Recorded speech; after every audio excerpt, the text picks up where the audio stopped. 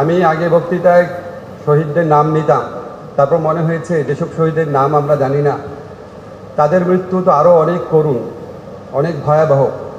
APC থেকে একটা আহত ছেলেকে ফেলে দেওয়া হয়েছিল, আপনারা দেখেছেন, যদি না দেখে থাকেন সবাই দেখবেন, প্লিজ দেখবেন। আহত শরীরটাকে ডিভাইডারের উপর দিয়ে এমনভাবে ফেলা হয়েছে, মরা কুকুরকে বা আহত কুকুরকেও আমরা এইভাবে ট্রিট করি না। 1000 জন কমপক্ষে প্রাণ হারিয়েছেন, 30-40 হাজার আহত হয়েছেন, চোখ হারিয়েছেন। এত রক্তের বিনিময়ে এই উপমহাদেশে কোনো কালে কোনো ফ্যাসিস্ট শাসককে পরাজিত করতে হয় নাই। আপনাদের একটু পার্সপেক্টিভটা মনে রাখা দরকার। শ্রীলঙ্কাতে রাজাপাকসে অত্যাচারী শাসক ছিল, 9 জন লোক মরেছিল, ক্ষমতা ছেড়ে চলে গেছে। আমাদের দেশে আমরা কথায় কথায় হোসেন মোহাম্মদ এরশাদের কথা বলি, 9 বছরে 26 জন মারা গিয়েছিল তার আমলে, আর একটু বেশি কম হতে পারে, বাট ক্যানট বি মোর দেন 40।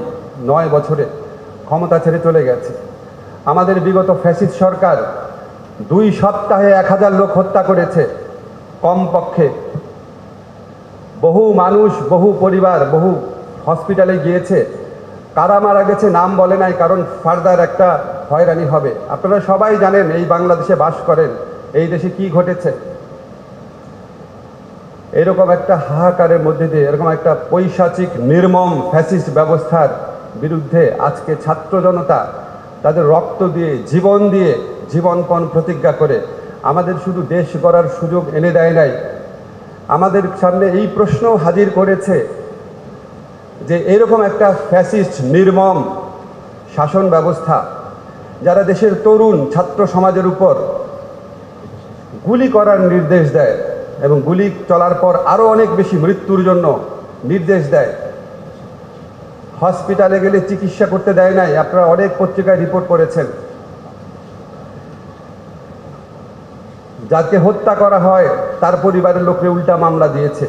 এরকম একটা নির্মম শাসন ব্যবস্থা আপনারা প্রত্যেকে অনেস্টলি এই উপমহাদেশের সকল ফ্যাসিস্ট শাসন ব্যবস্থার সাথে কম্পেয়ার করে দেখেন। আমাদের মধ্যে তাই এই প্রশ্নও এই ছাত্র জনতার বিপ্লবের মধ্যে উত্থিত হয়েছে, এই ফ্যাসিস্ট ব্যবস্থা তৈরিতে আমাদের কি রোল ছিল? আমরা কি এই অন্যায়ের বিরুদ্ধে ভূমিকা পালন করেছিলাম? আমরা বলতে আমরা বিশ্ববিদ্যালয়ের শিক্ষক, সাংবাদিক, সাহিত্যিক, বিচারক, সরকারি প্রশাসনে যারা লোক আছে, আমরা কি আমাদের দায়িত্ব পালন করেছিলাম? আমরা ছোটবেলা থেকে একটা কথা পড়ি যে অন্যায় যে সহে আর অন্যায় যে করে মম ঘৃণা যেন তাহে তৃণ সমদহে, সবাই একই চাপে। আমরা কি আসলে করেছিলাম? আমি প্রশ্নটা আপনাদের সবার কাছে রেখে গেলাম, আমার কাছেও রাখি। আমার খুব মনে হয়, আমি নিজে বিচার অঙ্গনের লোক এই সেন্সে যে আমার অনেক ছাত্র বিচারক, অনেক ছাত্র হাইকোর্টে বিচারক, আমার বন্ধুরা হাইকোর্টে বিচারক, আমার বড় ভাইরা হাইকোর্টে বিচারক। আজকে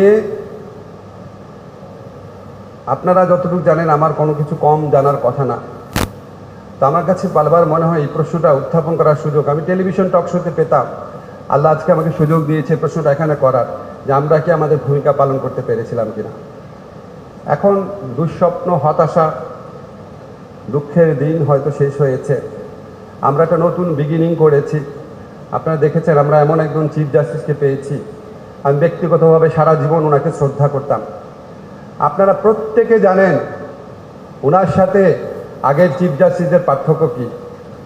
এগুলি বলা হয়তো খুব অ্যাপ্রোপ্রিয়েট না, এখানে পলিটিক্যালিও কারেক্ট না, বাট আপনারা একটু চিন্তা করে দেখবেন যে উনি শুধু শিক্ষার ক্ষেত্রে না, ইন্টিগ্রিটির ক্ষেত্রে, দক্ষতার ক্ষেত্রে, যোগ্যতার ক্ষেত্রে, ন্যায় বিচারের ক্ষেত্রে ওনার অবস্থানটা কোথায়।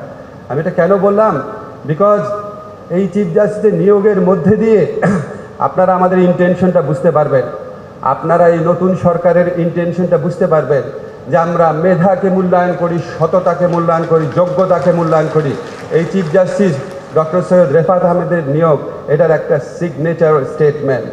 আমরা যখন অ্যাপিলেট ডিভিশনে আমাদের সরকারের সুযোগ এসেছে, আমরা এই যোগ্যতার ভিত্তিতে নিয়োগ দেওয়ার চেষ্টা করেছি আমাদের সরকারের পক্ষ থেকে। শুধু আমার মন্ত্রণালয়ের কথা বলছি না, ভবিষ্যতে নিয়োগের ক্ষেত্রে আমরা এরকম করার চেষ্টা করব। আমি মনে করি, ব্যক্তিগতভাবে আমি মনে করি, বিশ্বাস করি, আজকে আপনারা নিম্ন আদালতে যারা জাজ আছে আপনি দেখবেন তাদের একটা থরো কম্পিটিটিভ এক্সামের মধ্যে দিয়ে যেতে হয়। আমি উচ্চ আদালতের উপর রিসার্চ করেছি, ইউএনডিপির প্রজেক্টে কাজ করেছি। আমি উচ্চ আদালতের ক্ষেত্রে এরকম নিয়োগ পদ্ধতি দরকার আছে কিনা এগুলি বিষয়ে অনেক চিন্তা ভাবনার খোরাক আছে।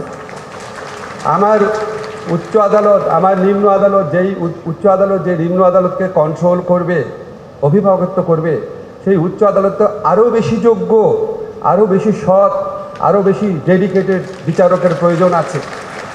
আমি বলছি না সেখানে সেরকম বিচারকরাই অনেকেই আছেন। আমি প্রধান বিচারপতির কথা বললাম, আমাদের এখানে অনেকে আছেন, আমাদের ঢাকা ইউনিভার্সিটি ল ডিপার্টমেন্টের বেস্ট স্টুডেন্টদের মধ্যেও কেউ আছেন এখানে বিচারক হয়েছেন। সবার ক্ষেত্রে এরকম হয় নাই।